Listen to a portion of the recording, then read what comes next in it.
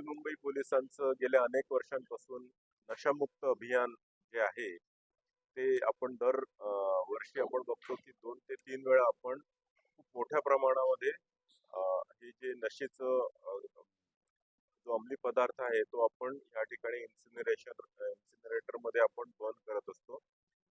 यावेळेलाही जवळजवळ 55 गुन्ह्यांमधील 18 कोटीच्या वर हा मुद्देमाल आपण या ठिकाणी इन्सिनरेटर मध्ये बर्न करतो आहे, ज्यामध्ये गांजा, हायड्रो गांजा, सर्वच प्रकारचे अंमली पदार्थ आहेत. गांजा, हायड्रो गांजा, एमडी, एमडीएमए, कोकेन, हेरोईन, सर्वच प्रकारचे नार्कोटिक्स हे मोठ्या प्रमाणात आहेत.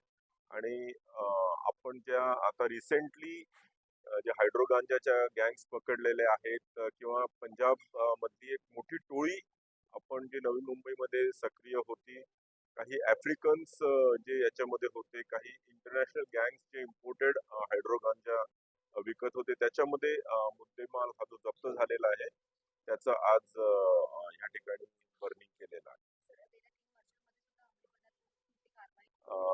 गेल्या 3 वर्षांपासून आपण याच्यामध्ये खूपच स्टेपअप केलेलं आहे.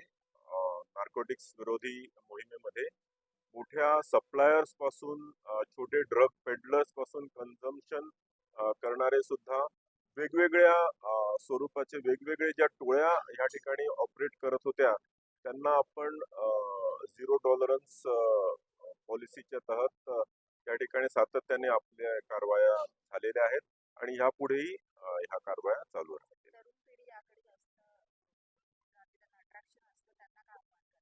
तरुण पिढीला आम्ही सातत्याने आमचे जे अवेअरनेसचे कार्यक्रम असतात, काउन्सिलिंगचे कार्यक्रम असतात, त्याच्यामध्ये सुद्धा आपण शाळा, कॉलेजेस आणि इतर असे अनेक उपक्रम घेत असतो, ज्यामधून आपण नार्कोटिक्स नी होणाऱ्या हानी आणि विशेष करून त्यांना जो इझिली काही नार्कोटिक्सचे गोष्टी, हुक्का ज्या सहजपणे उपलब्ध व्हायच्या त्या आपण त्यांना डिफिकल्ट करून टाकलेल्या आहेत सातत्याने कारवाई केल्यामुळे.